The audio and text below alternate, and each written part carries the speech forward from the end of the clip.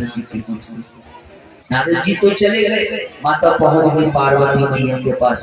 पार्वती से कहने लगी दीदी कुछ सुना? बोले हाँ सुना तो हमने भी, नारद जी आए थे।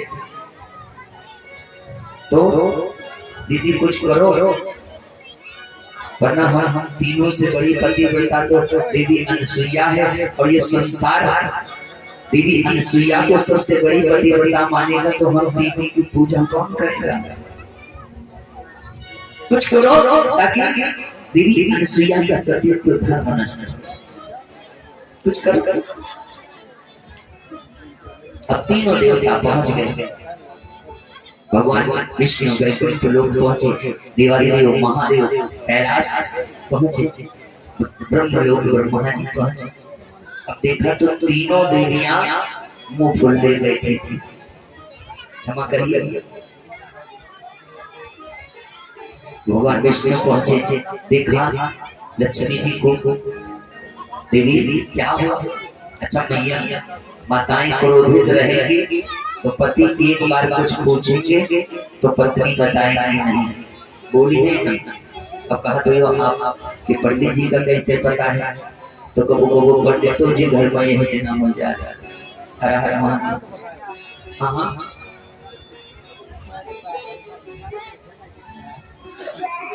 पुरुष कितना भी शक्तिशाली क्यों ना हो, पुरुष कितना भी बलवान क्यों ना हो, उसे स्त्री से हारना ही पड़ता है। उसे स्त्री से हारना ही पड़ता है। क्यों हारना पड़ता है? क्योंकि माताओं के पास एक ऐसा हथियार है कि जहां नाम थोड़ा कहीं कहीं ठीक जाओ काल बड़ा को देते हो, तहां पुरुष बेचारा हार जाता है, वहां जाता है। और ये हम नहीं कहते, ये शास्त्र कहता है। देखिए कथा आगे आगे चल चल जब तीनों देवता हार गए तो हम लोग तो संसार से हर हर महादेव एक इस्तेमाल हुई, आपो हारे हुए हो। हाँ मत बस बता रहे हैं। पूरी वृंदावन बिहारी लाल की जय हो। आज तीनों देवियां बैठी मुंह फुला। भगवान विष्णु पहुंचे, देवी क्या हुआ? क्यों क्रोध में हो? मैया ने कोई उत्तर नहीं दिया। फिर पूछा बाबा, इधर भोले बाबा पूछ रहे हैं देवी क्या बात है आज क्रोध में? उधर मैया ने कोई उत्तर नहीं दिया। इधर ब्रह्मा जी पूछ रहे हैं ब्रह्माणी से कि देवी क्या हुआ? तीनों देवियों ने कोई उत्तर नहीं दिया। बार बार पूछने पर माता लक्ष्मी ने कहा कि प्रभु आपको पृथ्वी लोक जाना है। क्यों? हम तो पृथ्वी लोक से ही आ रहे हैं, आपको पृथ्वी लोक जाना है। क्यों? कहा देवी अनसुईया का सत्य धर्म नष्ट कर। भगवान विष्णु चौंके, देवी ये तो अधर्म करने के लिए मुझसे कह रही हो? मैं सनातन धर्म की सेवा करता हूँ, मैं सनातन धर्म की स्थापना करता हूँ, मैं सनातन धर्म की रक्षा करता हूँ, और ये अधर्म है और अधर्म मुझसे नहीं होगा। और जैसे ही भगवान विष्णु ने कहा कि ये अधर्म मुझसे नहीं होगा, इधर माता लक्ष्मी, उधर माता पार्वती, उधर ब्रह्मलोक में ब्रह्माणी जी दिखाने लगी अपना चिड़िया चरित्र कि ठीक है न जाओ, आज ही प्राण त्याग रहे। और जैसे सुना भगवान विष्णु की देवी प्राण त्याग रही, भगवान विष्णु ने कहा देवी प्राण न त्यागो, हम जा रहे हैं। जा तो रहे हैं लेकिन विजय मेरी होगी नहीं। क्यों? क्योंकि अधर्म है और विजय श्री उधर ही होती है जिधर धर्म होता है।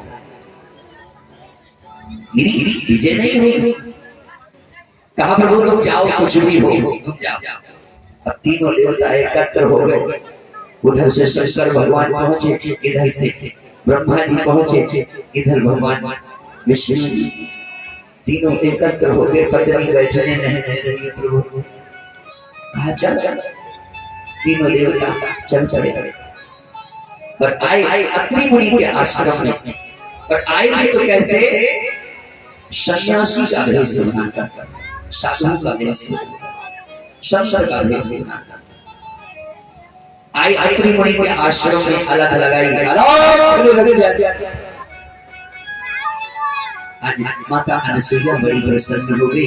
हाथों में सुंदर से थाल में फल सजाए, भिक्षा सजाई कि आज मेरे द्वार पर संत आ गए और संत को मेरे द्वार पर मैं बच्चा कि आज मेरा जीवन सफल हो जाए।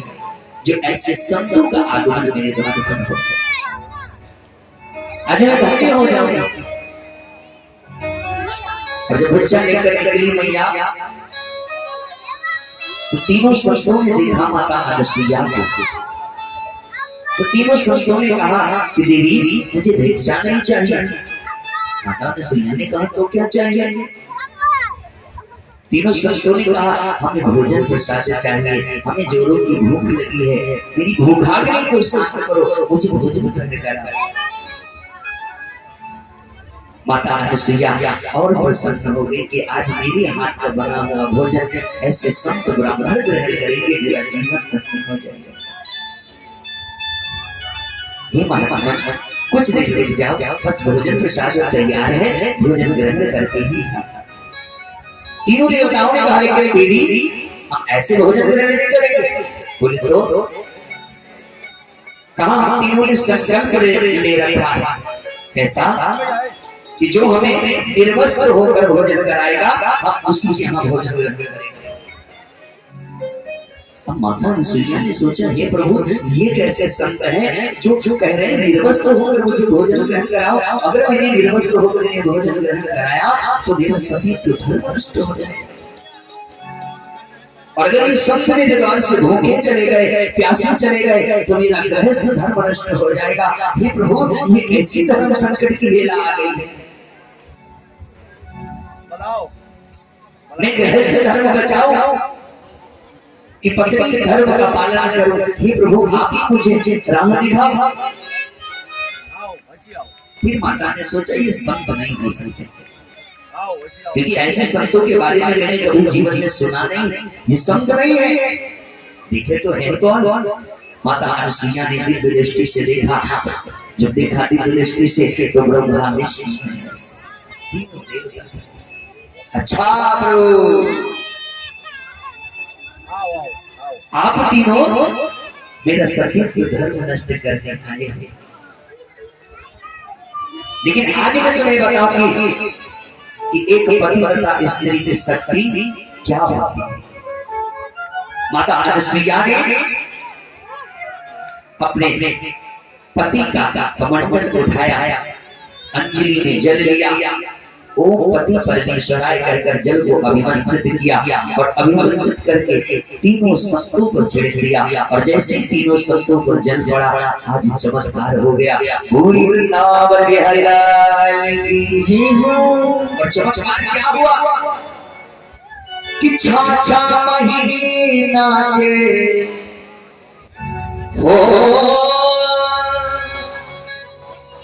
वो छाछा महीना के अरे पीले सुकुमार वो पलवा झूला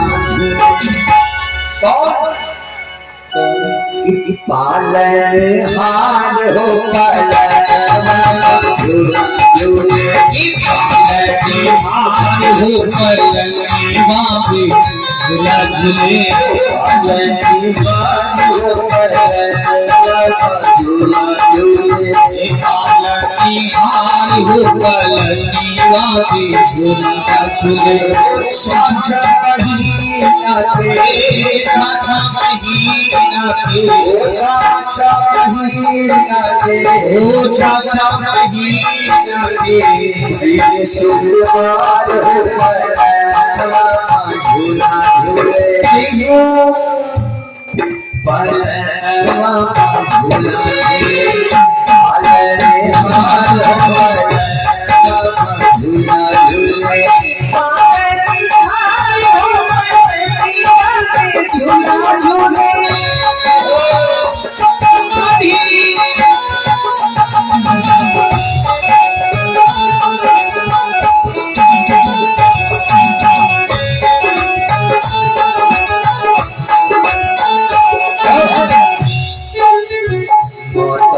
सुइया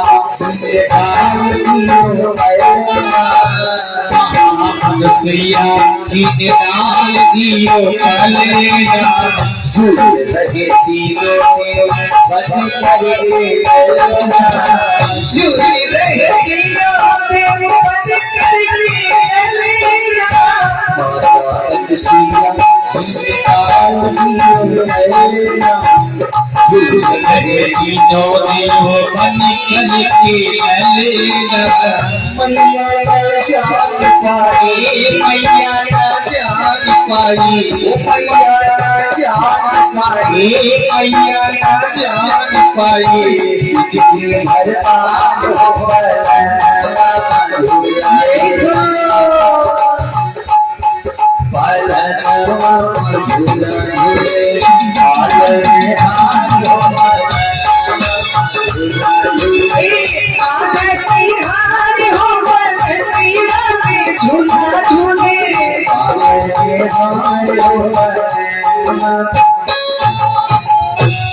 आज माता अनुसुईया ने जब जल छिड़का तो तीनों देव 6 महीने के बालक हो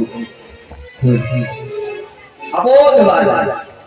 और शास्त्र कहता है कि बालक 7 वर्ष तक अबोध माना जाता है। 7 वर्ष तक बालक के समझ माताएं बहनें किसी भी अवस्था में आ सकती है, ये शास्त्र कहता है।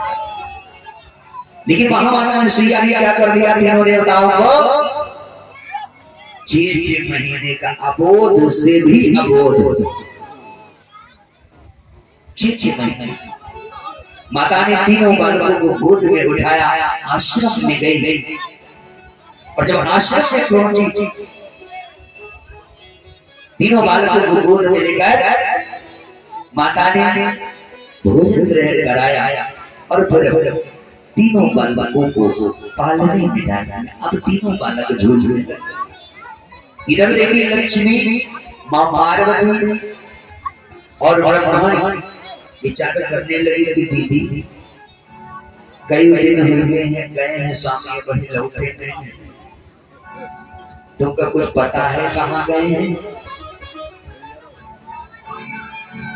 क्योंकि हमने कहा था कल कि जहाँ मैया हुए दुई वहाँ खोद डरे भूई, जहाँ मैया हुए 3 वहाँ बातें लावे 2, और जहाँ मैया हुए 4 वहाँ छप्पर डरे ठार, और जहाँ मैया हुए 5 कबो न बोले सांस। क्षमा करिएगा, ये हमने कहते हैं, शास्त्र कहता था। अब तीनों देवियां एकत्र हो गई कि दीदी जी कुछ पता चला कहाँ है? कहाँ नहीं, हमें तो नहीं पता है। तुमको पता चला तुम्हारी कहाँ है? मुझे भी नहीं पता है, कोई सूचना नहीं। इतने में नारद जी आ गया कि नारायण नारायण नारायण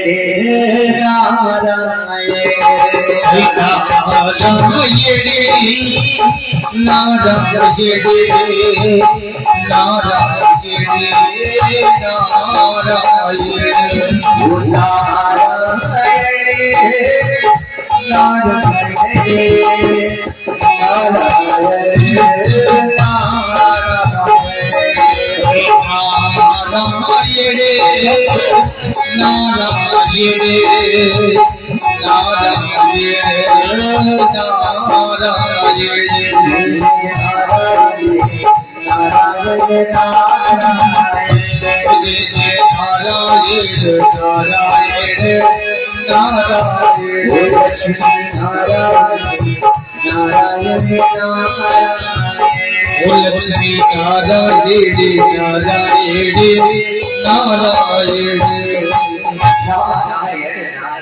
भैया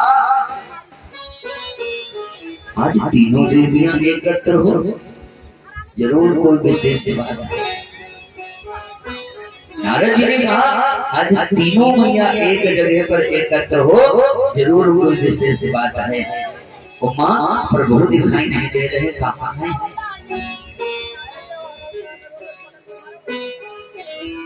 प्रभु दिखाई नहीं दे रहे हैं, कहाँ है? तीनों देवियां कैसे बताऊंगी कि प्रभु कहाँ है?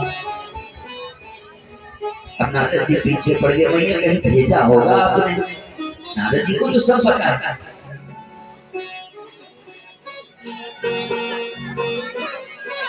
तीनों देवियां सोच रही क्या बताएं नारद कि कहाँ है प्रभु। माँ हमने सोचा कि प्रभु वैकुंठ में होंगे, बड़ी आस लेकर आए थे कि आज आशीर्वाद मिल जाएगा। आप बताओ प्रभु कहाँ है, हम वहीं जाकर आशीर्वाद ले आना व्यर्थ ना हो। अब जब बार बार पूछने लगे तो तीनों माताओं को बताना पड़ा कि नारद प्रभु कहाँ है ये तो हम भी नहीं जानते। क्यों, कहाँ गए? आपको नहीं पता? आपने भेजा है कहीं क्या? तीनों माताओं ने कहा नारद भेजा तो था पृथ्वी लोग, लेकिन कुछ पता नहीं चल रहा। माँ दिव्य दृष्टि से देखा, आपके पास तो दिव्य दृष्टि है, देखो कहाँ है तीनों लोगों में प्रभु। कहा दिव्य दृष्टि से भी देखा, और भैया तीनों माताओं को दिव्य दृष्टि से सब जगह दिखाई दे रहा है, तीनों लोग दिखाई दे रहे हैं, लेकिन अत्रि मुनि के आश्रम में नेटवर्क ही नहीं है। अत्रि मुनि के आश्रम में नेटवर्क ही नहीं है, टावर फेल। तीनों देवियों ने कहा नारद तुम तो तीनों लोगों में भ्रमण करते रहते हो, तुम्हें कुछ पता है कहाँ है? कहा मैया जहाँ भेजा है वही है प्रभु, और बिल्कुल सुरक्षित है। जहाँ भेजा है वही है, बिल्कुल सुरक्षित है। हम नारद जी कहने लगे कि सुनो मम्मी डैडी के हाल कहाँ है? गुरुदेव ने थोड़ा हाथ से पकड़ लिया है कि सुनो मम्मी डैडी के हाल कहाँ है? झूला झूले बने हो तीनों लाल, झूला झूले बने हो तीनों लाल। सुनो अम्मा अप्पा के हाल, सुनो अम्मा अप्पा के हाल, अरे झूला झूले बने हो तीनों लाल, झूला झूले बने हो तीनों लाल, झूला झूले बने हो तीनों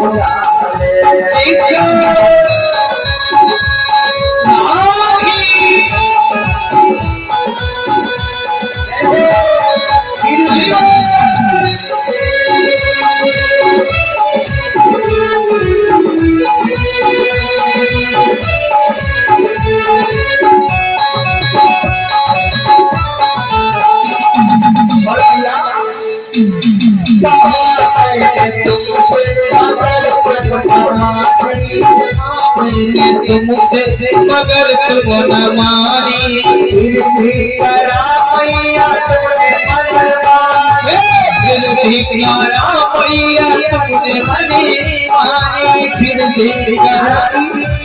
आज नारद जी कहते हैं कि माँ मैंने तुमसे कहा था कि तीनों लोगों में माता अनुसुईया से बड़ी पतिव्रता कोई नहीं है, और तुम मेरी एक बात नहीं मानी। नारद जी माता लक्ष्मी, माँ पार्वती और माँ ब्रह्माणी से कहते हैं कहा मैंने तुमसे मगर तुम न मानी, फिर भी करा मैया तुमने मनमानी, करा मैया तुमने मनी मानी, फिर भी करा मैया तुमने मनमानी, फिर भी करा मैया तुमने मनी मानी। अरे देखो मैया कैसे भगवान, अरे देखो मैया कैसे भगवान, झूला झूले बने हो तीनों लाल, ओ झूला झूले बने हो तीनों लाल, ओ झूला झूले बने हो तीनों लाल।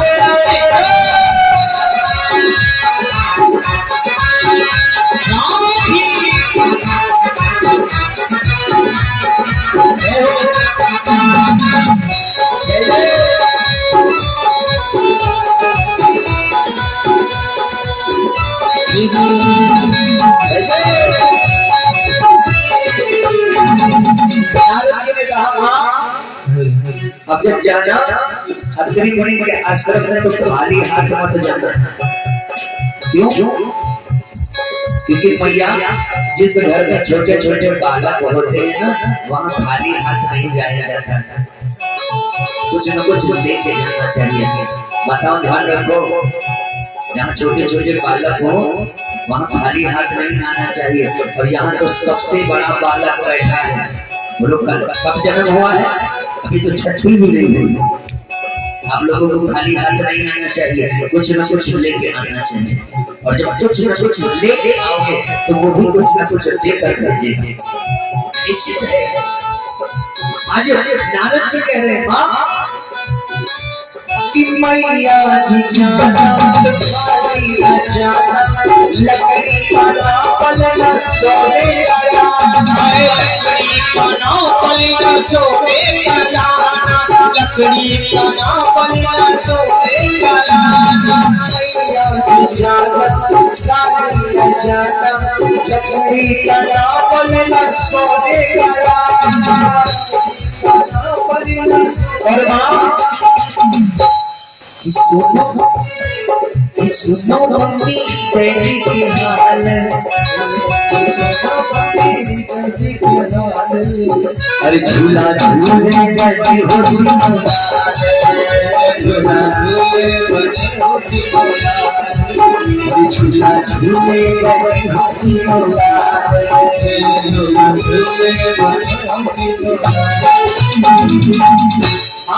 खाली हाथ मत जाना। क्यों? क्योंकि अब जानती हो क्या, अब देवी अनसुईया तुम तीनों की सास हो गई, सास हो गई। हाँ, क्यों? क्योंकि अब तीनों देवता माता अनसुईया के पुत्र हो गए, पालने में झूझ रहे। और मैया जानती हो क्या कि पृथ्वी लोग की सास कैसी होती है? कैसी कि बहू को इतना काम दे दे कि सांस न लेने दे, वही असली सास है। मैया वैकुंठ लोक में बैठी हो, बहुत राजपाट करा है, अब कूटोगे पीसोगे तब पता चलेगा, चौका बासन करोगे तब पता चलेगा। मैया ने कहा नारद कोई तो उपाय होगा जिससे प्रभु छूट जाए। हमारी में तीन शक्तियां हैं, सबसे बड़ी तीनों लोगों में ब्रह्मा विष्णु महेश, और तीनों शक्तियां तो अत्रि मुनि के आश्रम में झूला झूल गई। और उनके बाद अगर कोई शक्तियां हैं जो तुम तीनों हो, अगर तुम तीनों कुछ नहीं कर सकते तो नारद वाला क्या कर सकते? क्या कर सकते नारद? हाँ मैया, लेकिन नारद उपाय बता सकते। कौन सा उपाय बता? कहा मैया ये अहंकार त्याग कर जाओ और देवी अनसुईया से प्रार्थना करो। यदि माता अनसुईया ने चाहा तो ये कुछ हो सकता है, अन्यथा भगवान को छोड़ने वाला कोई है नहीं। अब तो अनसुईया मैया ही कर सकती है। अब तो तीनों देवियां चल पड़ी नए गांव में जल लेकर आई अत्रि मुनि के आश्रम में। आवाज लगाई कोई है, और जैसे ही माता अनसुईया ने सुना तीनों देवियों की सुंदर वाणी, मैया जान गई कि मेरी बहू आ गई। पुत्र तो पहले में से घर में थे, अब बहू अब ठीक। अब तीनों माताएं पहुंची जब माता अनसुईया के आश्रम में, अत्रि मुनि के आश्रम में, मैया दौड़ कर आई द्वार पर। और जैसे ही आवाज लगाई कोई है, तो माता पार्वती ने आवाज लगाई थी। तो ब्रह्मा जी, विष्णु जी और शंकर भगवान जो पालने में झूल रहे थे, जैसे ही माता पार्वती की आवाज को सुना तो शंकर जी ने कहा कि प्रभु मेरी तो आ गई, अब तुम्हारी हमको पता नहीं आई है कि। अब लगे तीनों बालक रोने।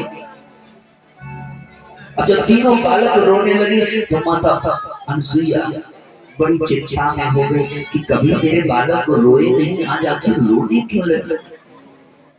और अगर बालक रोने लगता है तो बालक को चुप कराने में माँ भी रोने लगती है। ये माँ का भाव। क्या क्या क्या करूं कि मेरा बालक चुप हो जाए। इसीलिए शास्त्र कहता है कि पुत्र माँ के प्रेम से कभी दूर नहीं हो सकता। चाहे तीनों लोगों की संपदा माँ के चरणों में रख दी जाए, फिर भी माँ के प्रेम से कोई दूर नहीं हो सकता है संसार में। संतों ने कहा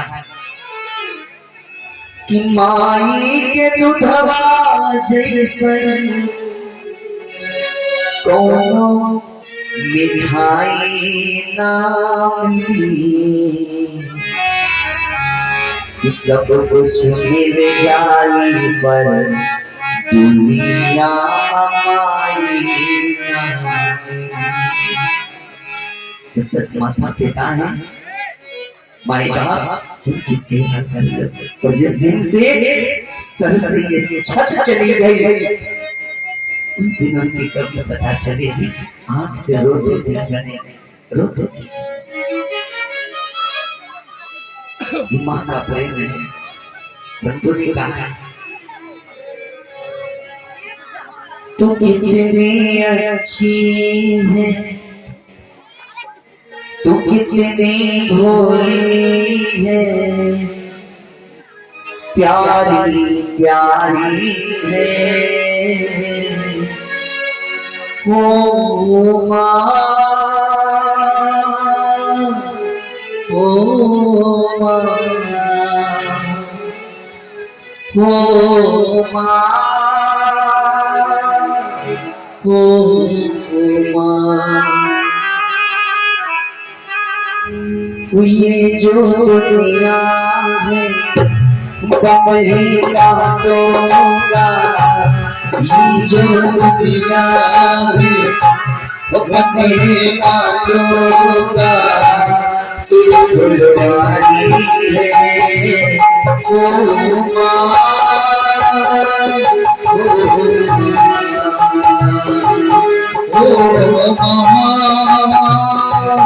ओ तो कितनी अच्छी है, तो कितनी भोली है, तो कितनी अच्छी है, तो कितनी भोली है, प्यारी प्यारी है ओ माँ,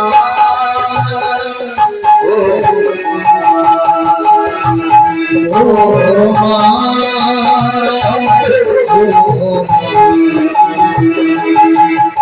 तालियां सभी लोग अपनी माँ के चरणों में दीजिए।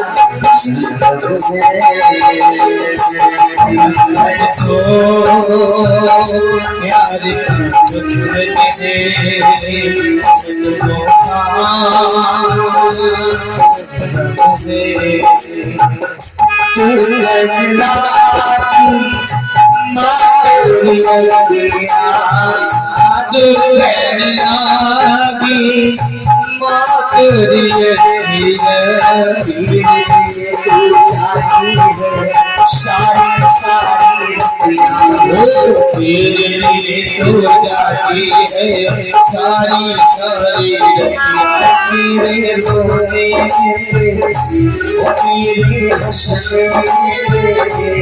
मेरे रोने पे, मेरे हंसने पे, फूल बिहारी है ओ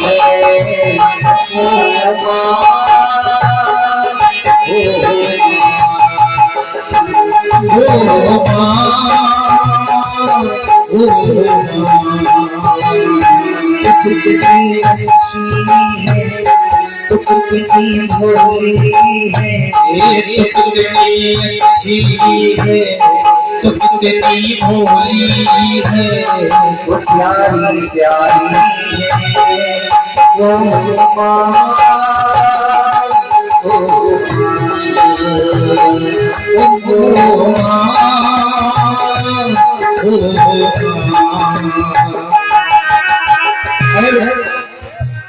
एक माँ अपने बच्चे का लालन पालन करने के लिए, क्योंकि बालक का जब जन्म होता है तो उस बालक के संग संग माँ का भी नया जन्म होता है। उस बालक के साथ माँ का भी नया जन्म होता है, क्योंकि गोस्वामी बाबा ने लिखा है कि जन्मत मरत दोषा दुख उस असहनीय पीड़ा को एक माँ हंसते हुए आंसू बहाती हुए सहन कर जाती है, रोते बिलखते हुए आंख से आंसू बहाते हुए उस पीड़ा को, उस दर्द को एक माँ सहन कर देती है। क्यों? क्योंकि उसके दर्द में, उसकी पीड़ा में उसकी ममता छिपी है। उस ममता के बंधन में बनकर एक माँ उस पीड़ा को सहन करती है। और जब बालक का जन्म होता है तो माँ अपना सुख सब खो देती है, सब कुछ भूल जाती है उस बालक के लालन पालन में। अपना नहीं तुझे सुख दुख कोई, अपना नहीं तुझे सुख दुख कोई।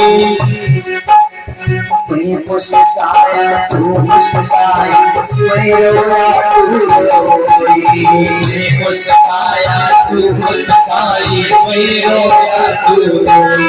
तेरे हंसने में ओ तेरे रोने पे, ओ तेरे हंसने पे, ओ मेरे रोने पे तू बलिहारी है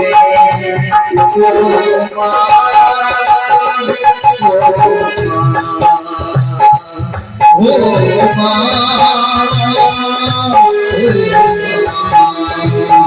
तू कितनी अच्छी है, तू कितनी भोली है, तू कितनी अच्छी है, तू कितनी भोली है, कुछ तुझसे आई है। ओ माँ, ओ माँ, क्योंकि एक माँ अपने बालक को गीले में नहीं सुलाती, स्वयं गीले में सो जाती है, लेकिन अपने बालक को सूखे में सुलाती है। क्यों? क्योंकि मेरे लाला को कोई कष्ट ना हो। अगर बड़े पुत्र बड़ा होकर माँ के दिल को दुखाए तो उस माँ के दिल को, उस माँ के हृदय को कितनी पीड़ा होती है। उस माँ के हृदय से, उस माँ की आंख से अगर एक भी आंसू निकलता है तो उसे परमात्मा भी क्षमा नहीं करता। अगर उस माँ की आंख से एक भी आंसू निकलता है, इसलिए निवेदन है सभी से कि भली अपने माता पिता को अपनी कमाई का एक भी पैसा मत दो, भली अपनी कमाई का सुख अपने माता पिता को मत दो, लेकिन उनकी आंखों में कभी आंसू नहीं बहते। ये निवेदन है सभी से, कभी आंसू बहते हैं, क्योंकि एक माँ जीवन में उसका पुत्र उसे कितना भी कष्ट क्यों ना दे, लेकिन एक माँ के हृदय से अपने पुत्र के लिए कभी श्राप नहीं निकलता है। कभी एक माँ अपने पुत्र को हमेशा आशीर्वाद देती है कि तू जहां भी रहे प्रसन्न रहे, खुश रहे, तेरे जीवन में कभी दुख ना आए। ये एक माँ का ही भाव हो सकता है। एक माँ अपने पुत्र से ऐसा प्रेम कर सकती है, इसलिए कहते हैं कि सब कुछ मिल जाए पर दुनिया माई सब कुछ मिल जाएगा, लेकिन माँ नहीं, इसलिए निवेदन है सभी से कभी माता पिता की आंखों में आंसू बरसा देना। अगर माता पिता की आंखों में आंसू आ गए तो आप कहीं भी रहोगे प्रसन्नता नहीं रहेगी, आप प्रसन्न नहीं रह सकते, आप सुखी नहीं रह सकते। इसलिए निवेदन है सबसे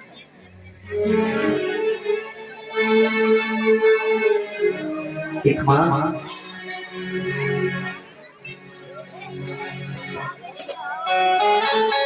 जीवन में कभी दुख मत दो, नहीं दे सकते कुछ मत दो, लेकिन दुख मत दो, आंख में आंसू मत दो, क्योंकि माँ रोती है तो धरती माँ का भी कलेजा फट जाता है। एक माँ के आंख से अपने पुत्र के लिए जब आंसू निकलता है तो आसमान भी फट जाता है, आसमान भी फट जाता है। इसलिए ले ले माँ की दुआएं तेरे काम, जीवन भर माँ की दुआ आपके संग संग चलेगी, वो समाप्त होने वाली नहीं, वो कभी समाप्त नहीं होगी, वो कभी समाप्त नहीं होगी। भगवान राम से जब भरत जी मिलने के लिए गए थे चित्रकूट, तो कैकेयी मैया से किसी से कोई बात नहीं की, किसी ने कैकेयी मैया की ओर देखा तक नहीं, लेकिन कहे राम जी सबसे पहले कैकेयी मैया के हृदय में लगे, हृदय से लग गए, और हृदय से लगकर राम जी कैकेयी मैया से कहने लगे, माँ तूने मेरे सारे काम बना दिए, मेरे लिए तूने वनवास मांग लिया, मेरे सारे कार्य कर गए। माता कैकेयी ने राम से कहा धीरे से आंख में आंसू बहाते हुए कि राम तेरे तो काम बन गए, लेकिन ये संसार मुझसे बात नहीं करता है, मेरा ये पुत्र मेरी ओर नहीं देखता, मुझे मां नहीं कहता है, मेरा ये पुत्र। राम जी ने कहा मां क्या तू मेरे लिए इतना नहीं कर सकती है? कैकेयी मां ने कहा राम हम तुम्हारे लिए 100 जन्मों तक ऐसे भरत को कुर्बान कर सकते हैं, 100 जन्मों तक, और ये मां के सिवा और कोई नहीं कर सकता। ये संसार भले ही कैकेयी मां को कुछ भी कहे, लेकिन देवता आज भी कैकेयी मां की पूजा करते हैं, भगवान से भी बढ़कर। ऐसे है मां, क्योंकि भगवान राम जब 6 वर्ष के थे तो एक दिन लुका छिपी खेल रहे थे, 3 माताएं, और तीनों माताओं में अगर सबसे ज्यादा राम को कोई प्रेम करता था तो वो कैकेयी मैया करती थी, सबसे ज्यादा। राम सोते तो कौशल्या मैया के पास थे, लेकिन आधी रात को उठते थे और राम कैकेयी मैया के पास चले जाते थे, और कैकेयी मैया के कक्ष में जाकर कौशल्या मैया कहती थी क्यों रे तेरा कलवा तेरे पास आ गया, हाँ दीदी आ गया। ये मां का प्रेम है, इसलिए निवेदन करना चाहते हैं कि भले सोने की रोटी मां को ना खिला सको, चांदी की गिलास में पानी मत पिलाओ, लेकिन उसके आंख से एक भी आंसू भी मत बहने देना अपने जीवन में अंदर, क्योंकि एक मां जब रोती है तो परमात्मा भी हमको आपको क्षमा नहीं करता, परमात्मा, क्योंकि राम जी भरत जी से पहले कैकेयी मैया से मिले कि देख मैया तुझसे कोई नहीं बात करता, लेकिन तेरा राम सबसे पहले तेरे ही हृदय से लग गया, तेरा राम सबसे पहले तेरे पास आ गया है, और जिसके पास राम आ जाए तो जीवन धन्य हो जाएगा। तो राम को अगर पाना है तो माता पिता की सेवा करनी पड़ेगी, और जो माता पिता की सेवा करता है राम जी उसी के पास चले आते हैं और जब राम जी आ जाएंगे तो हनुमान जी अपने आप आ जाएंगे और हनुमान जी आ गए तो संकट जाते सब मीरा जो सुने मत बलवीरा संकट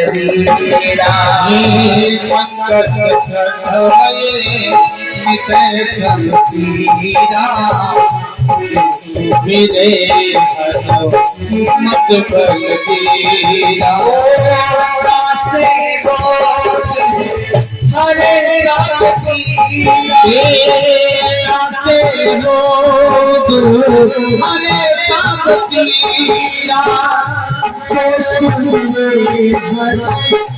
मत बलवीरा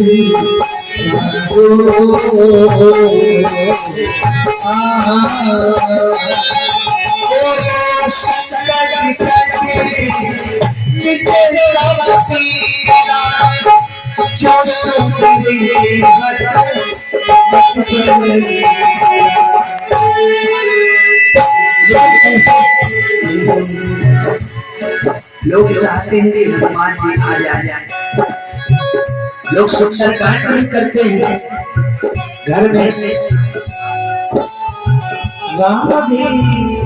और सुंदरकांड करते हैं तो हनुमान जी की सुंदर से तस्वीर लगाते हैं कि नहीं? लेकिन हनुमान जी जानते हो काहे से प्रसन्न होते हैं? किस चीज से हनुमान जी प्रसन्न होते हैं बताओ? हनुमान जी बहुत प्रसन्न हो जाएंगे। क्या कहो?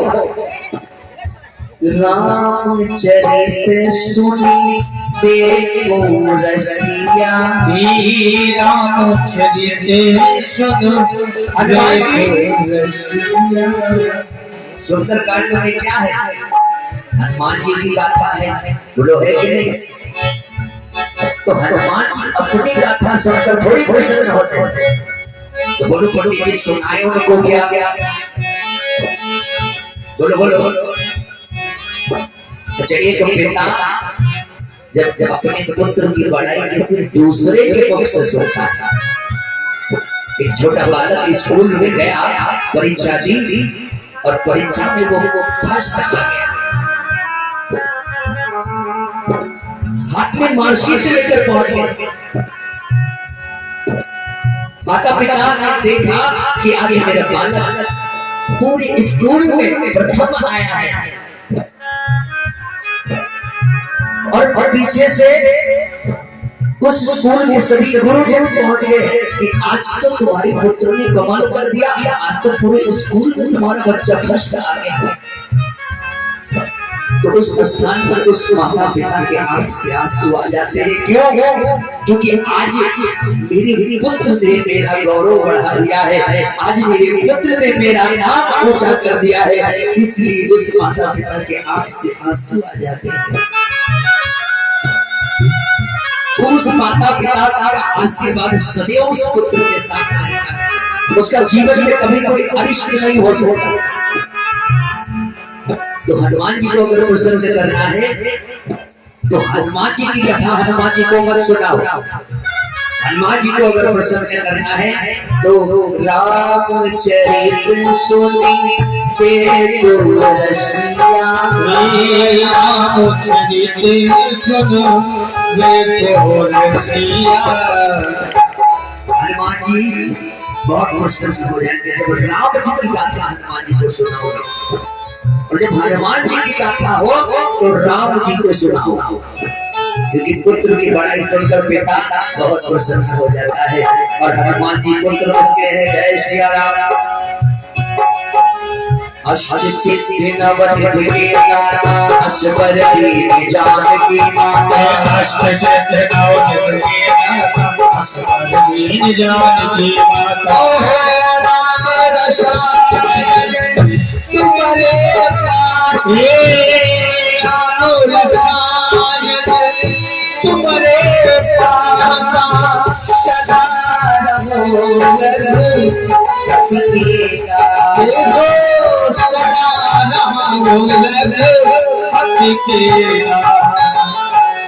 देखिए हम नहीं कह रहे तुम्हारे भजन उत्तर और कृष्ण दोनों हनुमान चालीसा में है। अगर हम सच्चे हृदय से पढ़ोगे तब तुम्हारे भजन किसके? हनुमान जी।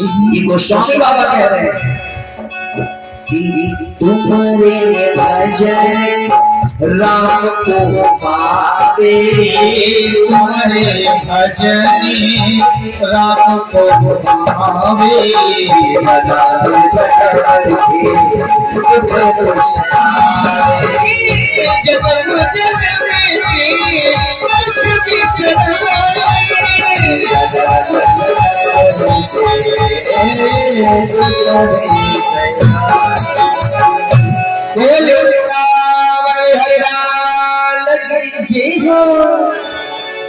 और हनुमान जी को प्रसन्न करना है तो मानस की एक चौपाई जीवन में धारण कर लो। कोई भी पढ़े लिखे नहीं हो, नहीं आता है, मानस एक ऐसी गाथा है गोस्वामी बाबा ने लिखा है अवधी भाषा में, गांव की भाषा में, कि कोई नहीं पढ़ा लिखा है वो भी जानता है।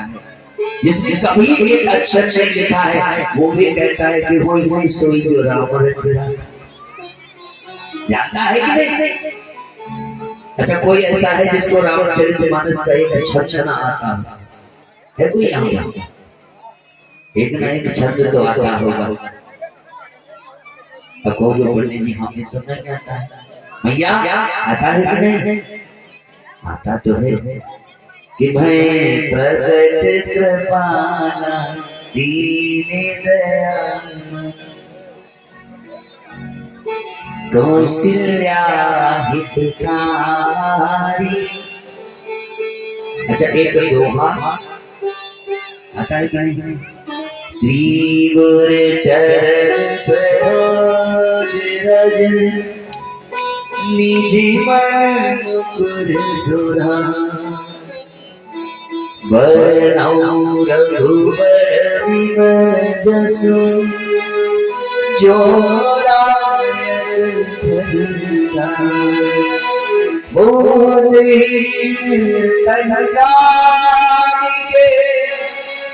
सुधीरो पवन कुमार बल बुद्धि विद्या देहु हरहु गणेश भगवान।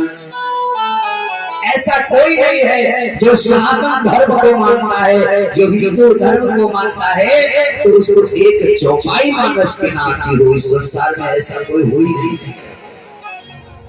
और हिंदू छोड़िए और लोग भी पढ़ने लगे भैया कि नहीं? क्यों? कि जो राम का नहीं किसी काम का नहीं, जो राम का नहीं है वो किसी काम का नहीं है। हर हर महादेव।